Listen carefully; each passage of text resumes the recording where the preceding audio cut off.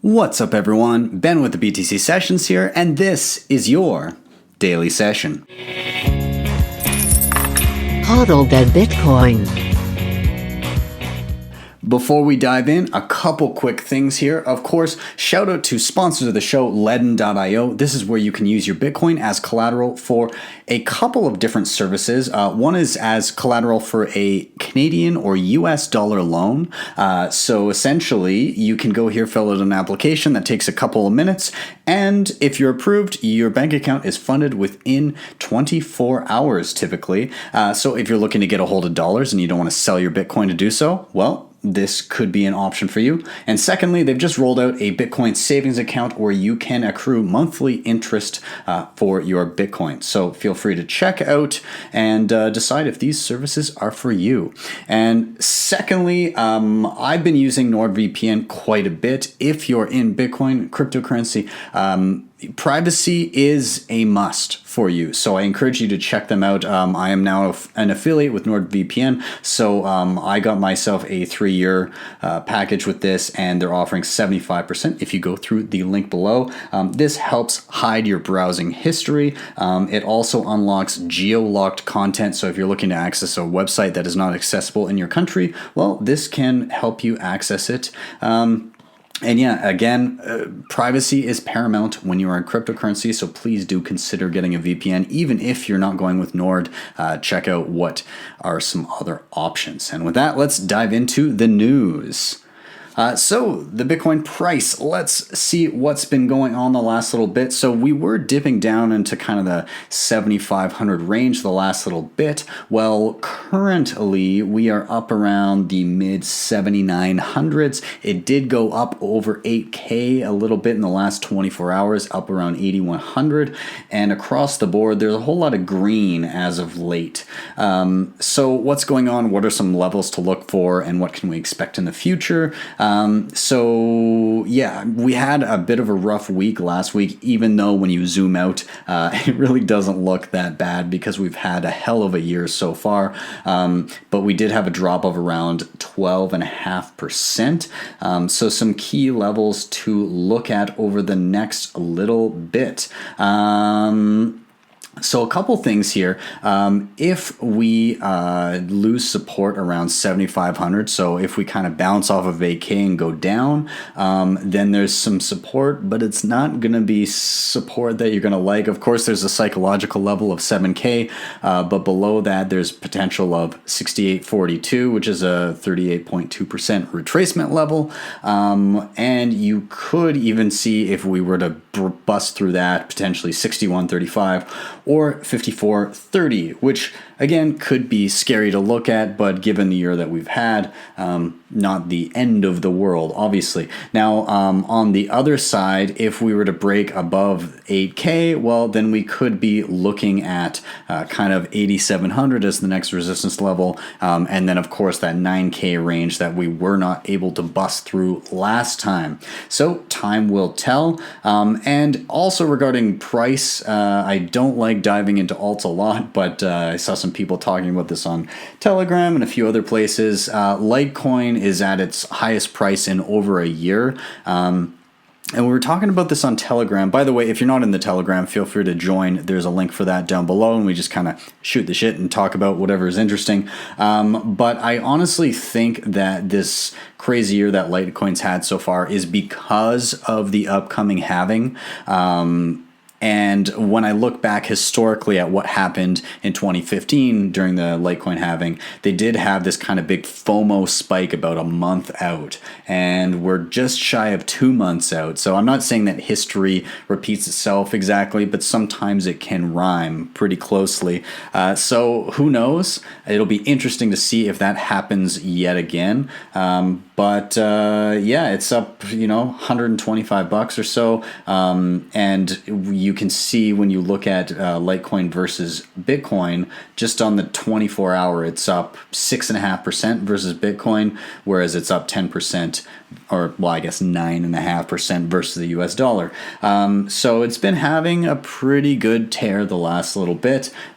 Myself, I'm not a big Litecoin fan long term, but I wouldn't be surprised to see it pump prior to having and that FOMO spike to kind of bottom out afterwards. But hey, we'll see. Let's move on a little bit here. So there's been some ransomware attacks as of late. I mean, there always are. But of course, what's the easiest way to get paid out when you're demanding or when you've infected somebody with ransomware? It's likely through digital currency. And what's the most used digital currency? Well, Bitcoin. And so this article is just talking about the city of Baltimore had to deal with a ransomware attack recently. The ransomware attack, basically, they were demanding $76,000, and the mayor refused. But in the long run, it looks like they've actually wasted about $18 million in lost revenue while trying to recover everything that they lost. So as much as it sucks to pay out somebody that's demanding a payout for the ransomware that they've infected you with, I mean, the costs can far outweigh just paying the ransomware. The interesting thing about this is that the focal point of stories like these in mainstream media tends to be the medium of exchange, tends to be the fact that these people are asking for Bitcoin rather than the actual underlying reason for it happening. And what was the reason? Well, essentially, it was that they didn't update their software. So there was an update to Windows in 2017 that would have protected Baltimore's computers against this ransomware attack called Eternal Blue. Well, it wasn't installed. So 2 years after the fact, when this patch was issued, it still hasn't been installed. And what does that do? It leaves them vulnerable to attacks like these. And governments are notorious for not updating software and being slow to adopt new technology. Well, this is the cost. And now there's a revenue source for hackers to exploit stuff like this. So I think that not only governments, but businesses in general are really going to have to examine the cost to not staying up to date on this kind of thing, because it can be $18 million expensive. I think it's funny to focus on the currency rather than the cause. The same thing happened a couple years back with the NHS, I believe it's called the NHS, the National Health Service in England, where they were still running Windows XP.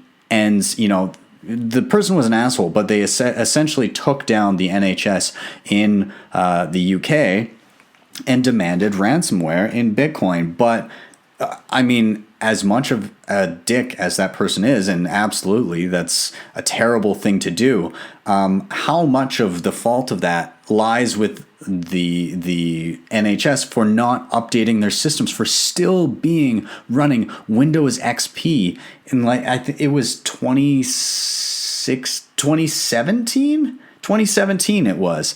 And it really blows my mind that there's this total lack of attention for this. And not only that, but they were warned time and time again, like, hey guys, you are literally just sitting ducks here with what you're running. And it was ignored, and look at the cost after the fact. So yeah. I mean, we'll continue to see this until Bitcoin is just kind of a mainstream fact of life, and then the focus will be on irresponsible companies not updating their shit. But hey. So this is fun. Samourai wallet. This is a mobile wallet that I use quite a bit. They're partnering with NODL, which is a home plug and play node, kind of like the Casa that I have behind me here, but a little bit more robust. And a little bit more, it gives you some more room to play. So you can customize it a little bit more. I haven't played with one myself yet, but I'm very excited to in the future. Also, the company I work for, Bull Bitcoin, we've been working with them quite a bit with the Cipher Node project, so on and so forth. So there'll be some stuff coming up in the future in regards to that. But cool to see Samourai working with them. So they're looking to launch a Bitcoin Lightning node with mixing features. So Samurai's been working and implementing something called Whirlpool, where your mobile wallet can link to something that is on your desktop computer, which essentially does a type of coinjoin, a type of mixing to anonymize your coins. Well, this would also be a feature which would be an easy update for your NODL. So really exciting to see these kind of things come out. And secondly, in regards to additional privacy for Bitcoin users, just recently the largest, or what we think to be the largest coinjoin transaction ever was carried out on Wasabi wallet, and 100 individual Bitcoin users performed this coinjoin. So all of those people putting in on Wasabi wallet 0.1 Bitcoin, and all of that got mixed around in a single transaction. So really, really cool to see. Now, why 100? Why this number? I mean, part of it is psychological, but as far as the limits of the system go, it can be very difficult to coordinate that many people to be trying to do a spend and a coin join at the same time. But it was kind of like a benchmark to hit. They did try a few times, and they got up into the low, high, mid 90s a few times, but it finally did go through just recently here. Now,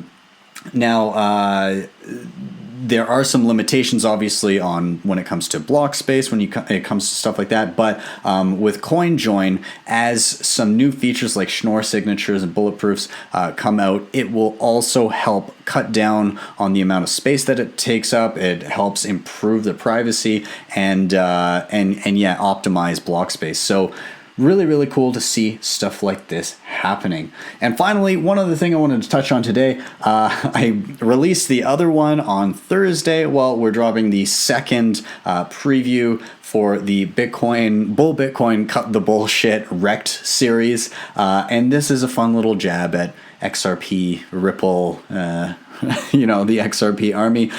So let's take a look. Salsa. God. Never goes up again. Well, hey guys, if you haven't heard about this crypto stuff, you really got to get in the game with Ripple. We're talking about not working with criminals.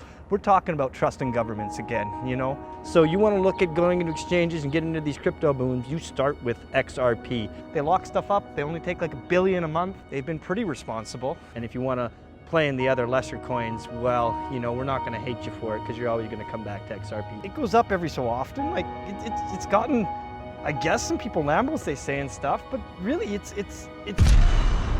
Bull Bitcoin. Cut the bullshit. So if you enjoyed that, be sure to hit up Twitter, Bull Bitcoin account, and retweet it, whatever you'd like to do. Again, it's supposed to be fun. I saw a few comments there where people thought that Russ here was a real Ripple shill. He's acting. Nobody actually wants Ripple. But anyways, I hope you enjoyed it and got a little giggle out of it. And with that, I'm going to sign off. You guys, thank you very much for joining me. Of course, if you're new to the channel, or if you're not, hit subscribe, hit the like button, smash that little bell notification icon, because when this airs for the first time, I'm always in the chat, chatting everyone up. And of course, if you want to support the show, hit up Ledn, hit up NordVPN. The links are down below for those. And if you really enjoyed what you saw, you can drop me a Bitcoin tip via the Lightning Network at my tippin.me page. I got a video tutorial for that if you are unfamiliar. With that, I am out. Thank you guys, and I will see you tomorrow for your daily session.